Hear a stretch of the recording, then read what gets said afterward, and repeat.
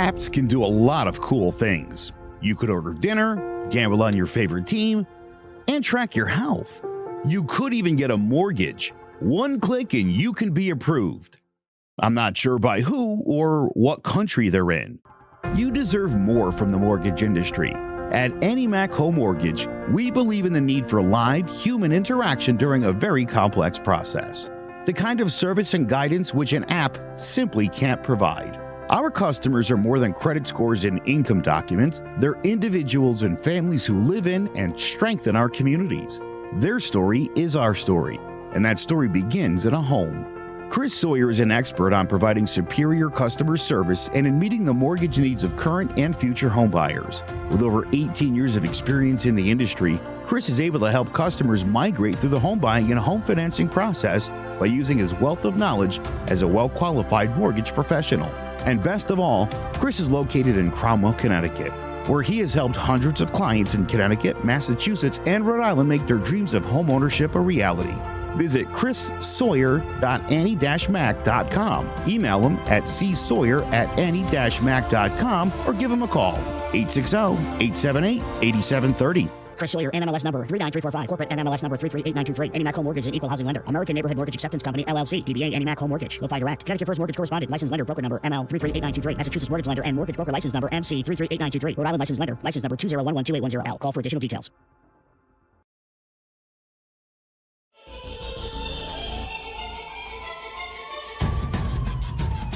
Throwing jabs, always full send. Here we go again. Jared, Joe, and Jay's Clover Crest, top three corner men, punching in with a puncher's chance. We find a way to win. The main event, lock it in. Every Saturday at 10. The overhand is out of hand when it comes to fisticuffs. Slide a hand on the undercard, you'll never see the punch. Uppercut, got you missing weight, feet are stepping late. Keep your guard up, feeling faint from a feint. Take a stand and eight, then retaliate. Put up your duke, stick and move, bob and weave. Don't lose hope against the ropes, there's always an escape. Never stay down. One more round, bells ringing, counter punch with your chin tucked and go down swinging. We bringing crosses with no worship, hooks with no verses, combinations with no locks. When you feel the flurry, it's curtains. From scrub scraps to fight stats, relax if you want the facts, cause the best combat podcast is throwing jabs.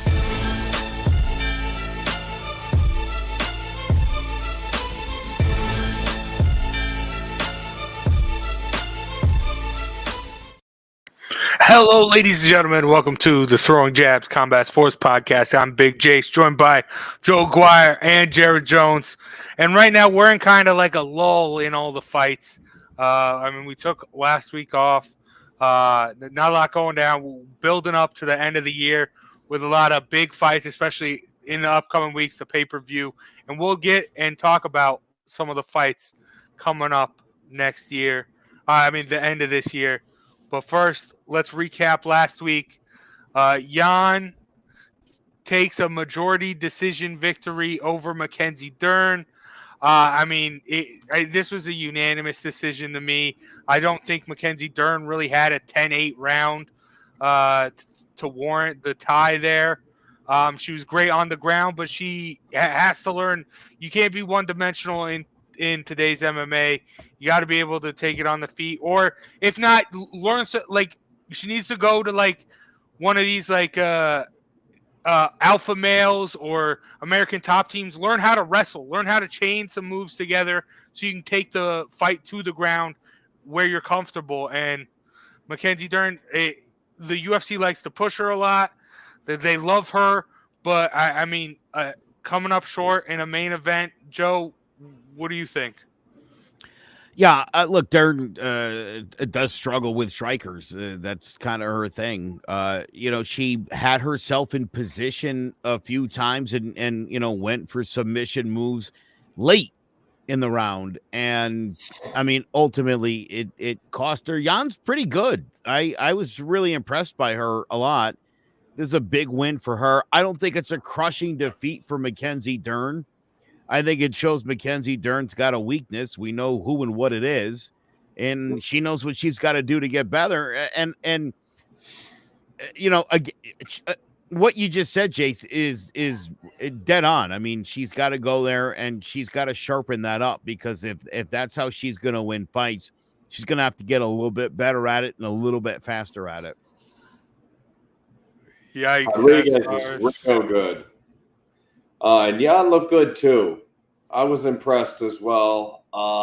That's who I picked to win the fight, though. I mean, that said, this is par, and I'm with you, Jace. If I'd have rather you had this 4-1 than 47-47. I'd have rather seen a 49-46 card than 47 all. Yeah, and I mean, Tony brings up right now she's too one-dimensional to move on and fight the likes of Shevchenko.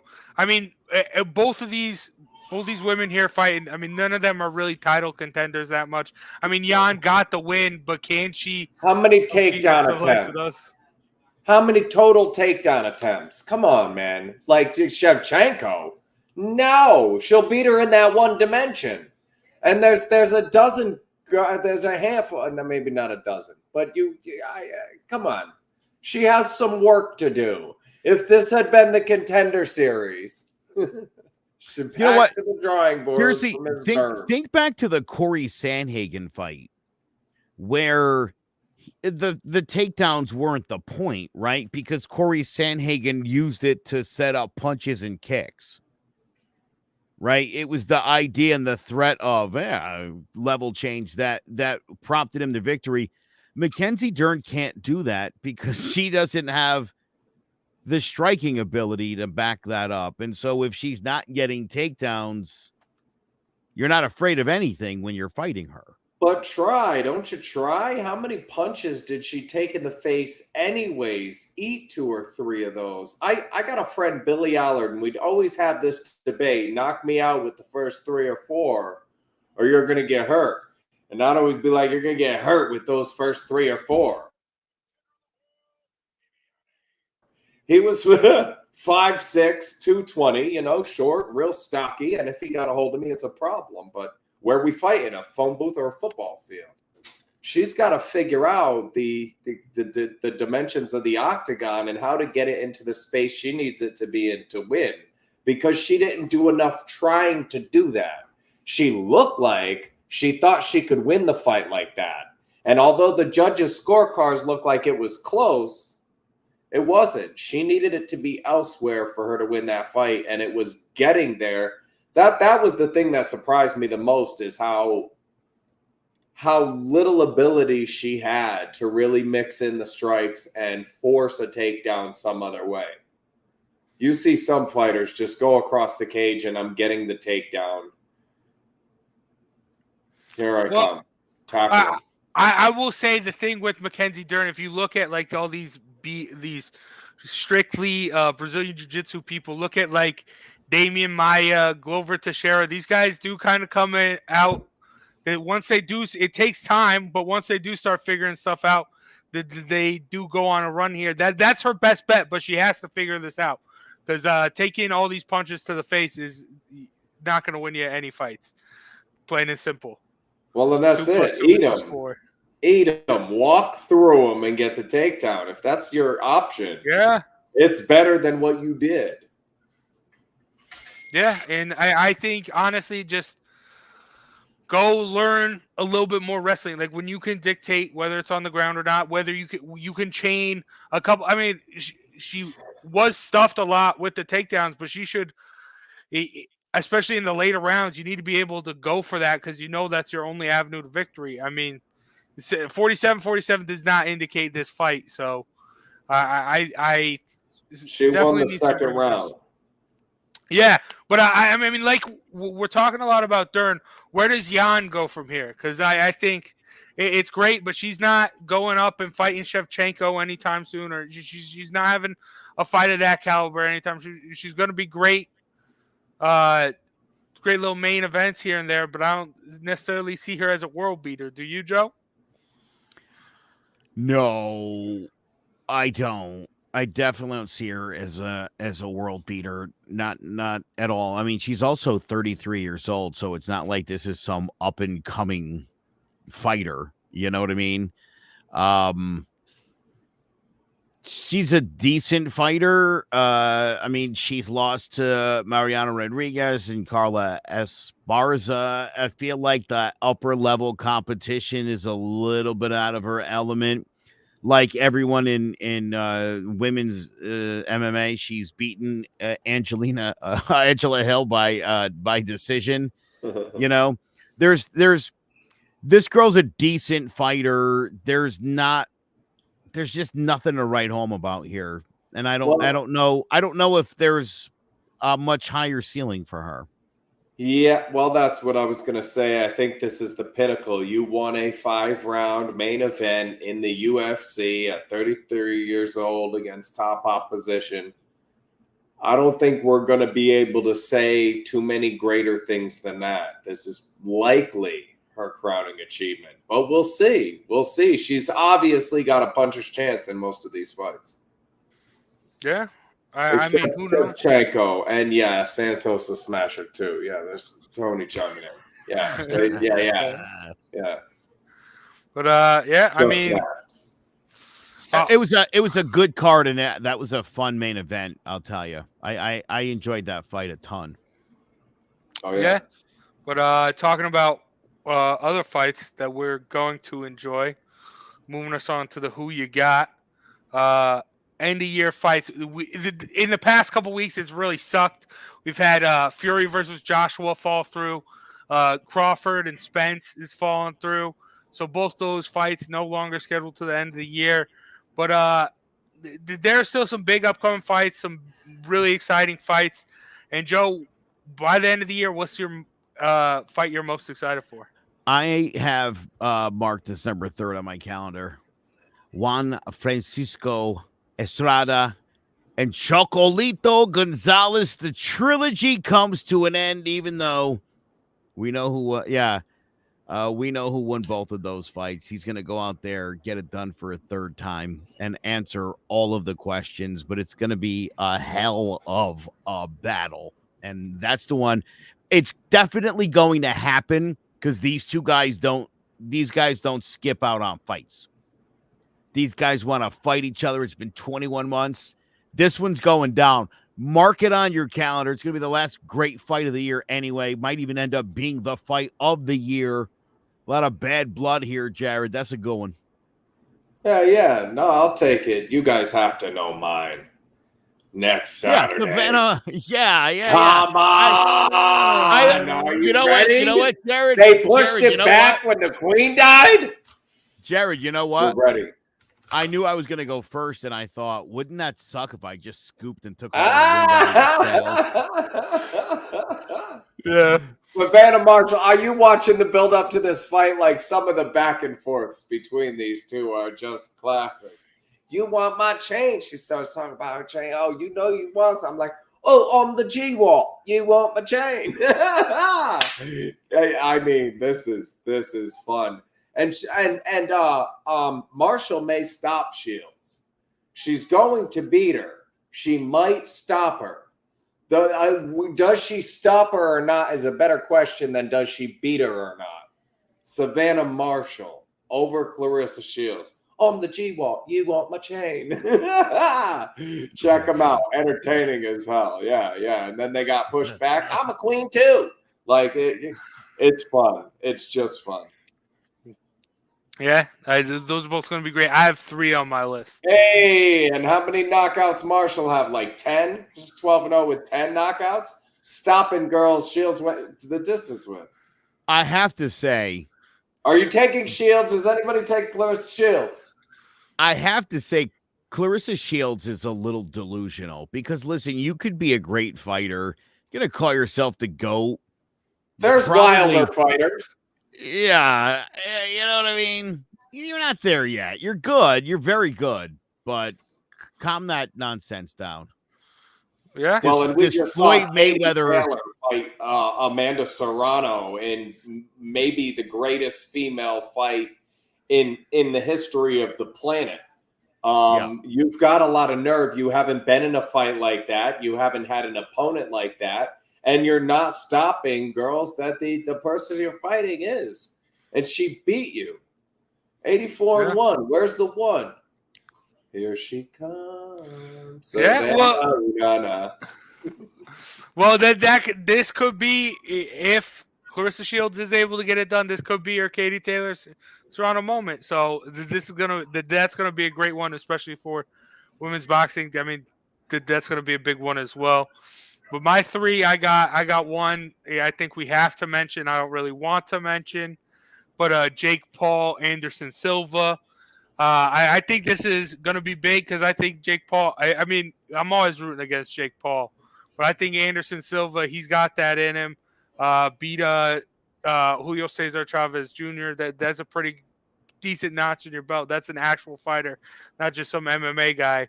So, granted, Anderson Silva is an MMA guy, but he's got experience in the ring. I think he gets that done there. But my other two, both UFC, I'm going to go with one for the hardcores, Oliveira versus Makhachev, coming up in a couple weeks.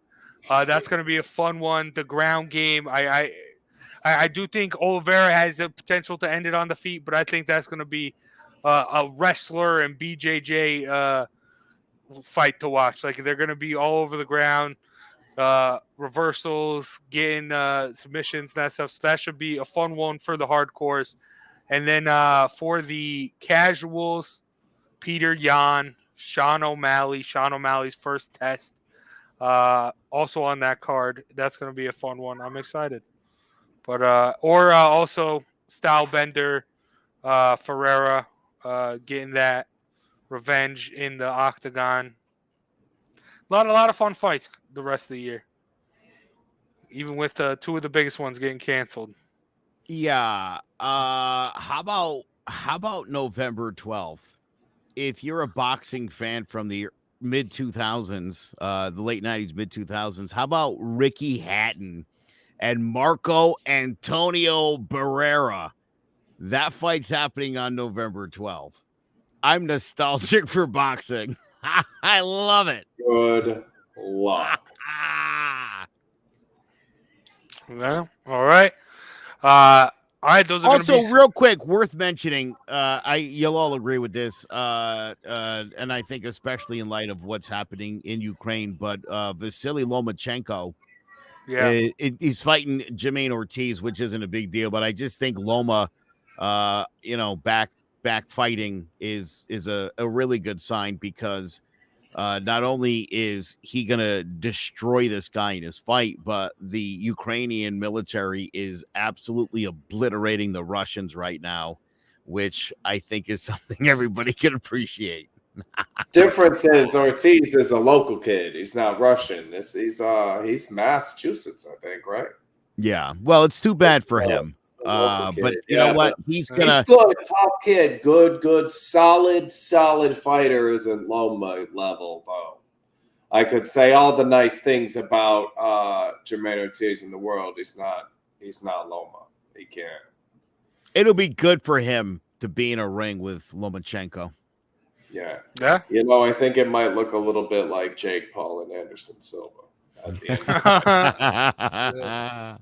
All right, those are some fun fights. I'm excited for the end of the year. There's also usually a big UFC card right before the end of the year that hasn't got announced yet. So more and more fun fights to come. Maybe a heavyweight main event. Who knows? That'd be fun. Ngannou back in the ring. But all right, we're going to take a quick break here, a word from one of our sponsors, and then preview the big fights this Saturday night. There's no bigger investment than home ownership. And to make sure the house is up to your standards, you need a professional to look it over. Brian Flanagan from Shamrock Home Inspections is a licensed home inspector and a member of the Connecticut Association of Home Inspectors. Brian was a contractor for over 15 years, so he knows how homes should be constructed and how mechanicals should work. What makes me a good home inspector was the 20 years that I was a home improvement person, doing all the different repairs that I have done and what other people have done wrong that I had to go out and fix. So I have a pretty quick eye on seeing what's right and what's wrong. Before you move, call Shamrock Home Inspections. Before you make the biggest investment of your life, call Brian Flanagan from Shamrock Home Inspections at 860-268-2566 or visit shamrockhomeinspectionct.com. Big shout out to Shamrock Home Inspections for sponsoring today's episode. Also, big shout out to Annie Mac Home Mortgage at the top of the show and Clovercrest Media for sponsoring today's episode as well. Let's dive in. UFC Fight Night, Alexa Grasso versus Viviane Araujo. Joe, how do you see this fight playing out? Well, so this is your number 5 versus your number 6. This fight is actually 3 times in the making. They've had a couple of cancellations, including this past August. And this is only the headliner because of whatever happened to Sean Strickland, some kind of nasty infection. Grasso's 3-0 since she moved up to flyweight. She just beat Joanne Wood by first-round submission. Arroyo is looking pretty good, won 3 of her last 4. Slowly seeing better competition. She beat Roxanne Modafferi and Montana De La Rosa. I think Grasso is a little bit better here. She doesn't really do anything, I think, particularly well, but she does win a lot of fights. Arroyo has it interesting. You don't see this a lot. She's 11-3, 3 knockouts, 4 submissions, 4 decisions. She wins fights in lots of different ways. I think she eats. You know what she's gonna do? I think she's gonna knock her out, and then she'll have 4 knockouts, 4 submissions, and 4 decisions in her 12 wins. I think that'll look awesome on the records, and I think suddenly that's what my brain sees this thing playing out as. And she's a tough SOB. Damn. 4-4-4. Go to Wendy's. Like get the 4 for 4. Grasso That's not a bad idea. Yeah. Yeah. What do you got, Jared? Yeah, I'm taking Grasso here too. Just the better fighter. Tougher competition. Like I said, Viviane just started to step up. I don't like it. I'm taking Grasso, and I think she walks away with it.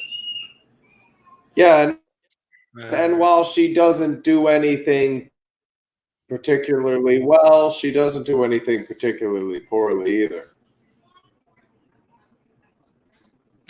Yeah. The only thing here is Arroyo, her only 2 losses in the UFC are people who have at least fought for the title. Alexa Grasso, Felice Herrig, Tatiana Suarez haven't. Carla Esparza has. I think this fight is. I love this logic. I think this fight is too close for all 3 of us to pick the same person. So I'm gonna go Arroyo here to get it done. I think she'll get the submission, but this could easily turn out to what last week looked like. So I don't know, but I think Arroyo is a little bit better on the feet than it's Dernis. Araujo. I just looked it up. It's Araujo.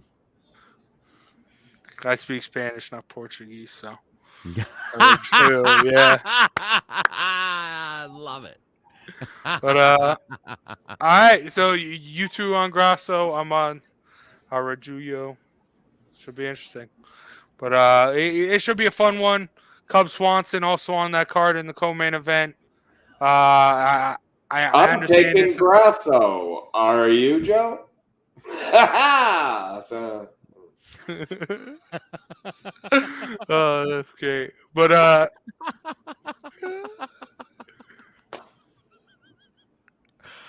oh, that was good. Love it. Hey. I didn't even see that coming. Like, seriously, did not see that coming. Yeah. Yeah, I know Grasso's Mexican, but is Tony going after you? Yeah. You do. I don't know if you know this. You could go back and look at the tapes over the last couple of years. When in doubt, you take the Mexican every time. Yeah, no. Or the better I think sometimes, but I also like this. Tony, pull up. What's the numbers on that? I remember there was literally one time this year where you picked against a Mexican fighter, and my brother called me and was like, dude, is Jason giving up on the Mexicans now? It was the first time it had happened. Bro, you even had Cain Velasquez is back when he murdered that guy. I like Cain. I mean, look into it. Look into it. It's a messed up chain of events to happen. I'm just saying. It was definitely a messed up chain of events. Yeah. So I mean, you can kind of see his side, but okay. All right. Look, yeah, I'm going with. I guess I'm going against the Mexican. I don't know. I guess put that in the rare to happen on the show category. I guess. But all right, Jared. I love this puncher's chance. Sam, Ham and Eggington. I love it. Ham and Eggington. You're on a roll tonight. Oh, thank you, man. Thank you.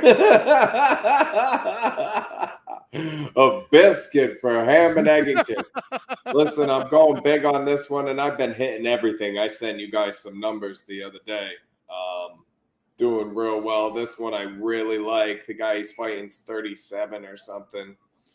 I don't think it's close. When I saw the numbers, I saw the fight. I thought it should be minus 350, 400. It's still at a coin toss, 115 apiece. Go with Ham, Sam, Ham and Eggington. I love it. But I mean, that's gonna do it as far as fights go this week. Oh, I have one more. Oh yeah, that MMA card with Grasso, and this is something I do from time to time. 3 guys, last names end with V. Parlay all 3 of them. You're welcome. Yes, Askarov wins that fight. Yeah. Yeah. I mean, that has worked in the past. You're right. You have mentioned that before. So, yeah, everyone ends in V. Interesting. But that's going to do it with fights. I know it's a lull right now, and it'll pick back up with the pay-per-views coming up. But that's going to do it for Throwing Jabs today. Big shout-out to Annie Mac Home Mortgage, Shamrock Home Inspection, and Clovercrest Media for sponsoring today's episode. For more podcasts, make sure you check out clovercrestmedia.com. And for myself, Big Jace, Joe Guy, and Jared Jones, we're going to end the show like we always do. And Jared, brother, hit us with that flurry.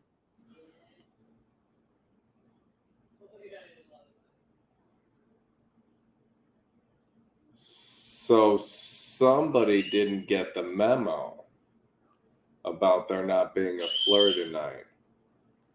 So we're just going to take a few seconds for everyone to check out how. My bad. Did not see the text though right now. Hey, everyone. Come see how good I look. Oh, yeah. All right. Not for nothing. Jared's penchant for showing up right at the last minute. Bit him on the ass tonight. All right. All right. Hey, can we run that OV tape? Oh, God. All right. That's going to do it. Sorry about that. No, you know what? Hold on. Here's a little flurry for you. Yeah. When your buddy shows up late and doesn't tell you he's not prepared, you step up. You step up and you flurry together. And that's what this is. Let's just talk about this guy for a minute. Big Jace. It's been gone for a while. Yeah. He's back. Somehow the show is even shorter than when it was just the 2 of us, which is impressive. Hey, there's nothing going on. Yeah, it's a slow time. But it's nice to see you back. Your energy, your excitement, your love for Mexicans. It is something the show was sorely missing, and you're back. Thank you. I appreciate it. I like being back. This show is amazing. Always. I love you too. And yeah, that's gonna do it. I gotta jump in here. I got me. So yesterday there were a couple different games where somebody was leaving. Dennis Eckersley's one of them. I think the Yankees had one. Padres, maybe it was. But as you're flipping through these games like you normally would on an everyday baseball afternoon, you're getting all of these emotions from these guys that have done this for a long time.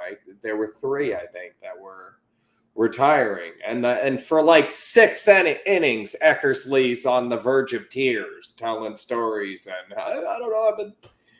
I don't really ever consider writing a book. But it was funny how I'm watching these guys kind of retire their 162nd game of their umpteenth season, and the relationships that you build doing stuff like this are the value of having you back is not just in the show, my friend. It's certainly not in your selections. What?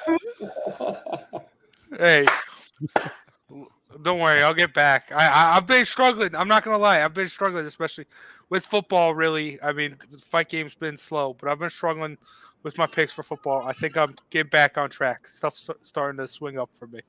Let's go. It's been like a 3-year-long slump, so anything is. Bro, I've won the past 3 years for our picks. I don't know what the hell you're talking about, bro. It's all luck. Come on. Broncos and the under. Broncos and the under. Speaking of which, Joe, you owe me a best bet for G-Men. I will say that. So we'll handle that after the show. Fair enough. But that's going to do it for Throwing Jabs. Myself, Big Jace, Joe Guire, Jared Jones. Enjoy the fights. Who knows? We're recording this early. There might be missed weight or something, and it might be a whole different fight. Been a lot of that lately, too. Yeah. I might sub in. Who knows? Anything can happen. But we'll see you next week for more. 155, Dana. Okay. All right. Yeah. All right. See you next time, guys.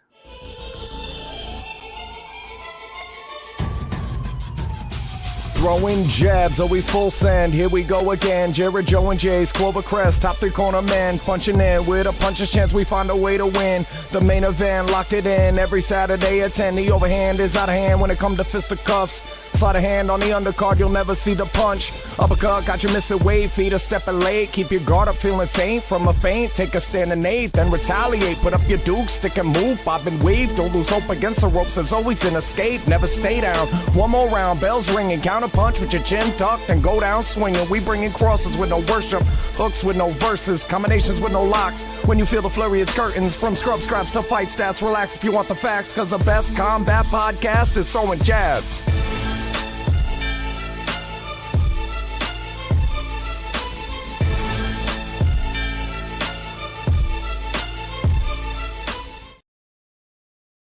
Hello, my name is Joe Aguirre. I'm the president of Clovercrest Media Group. And here at CMG, we have a wide variety of podcasts, including sports shows like Keys to the City, The Roll Call, Throwing Jabs, All 4 Downs, and Jawing About the G-Men.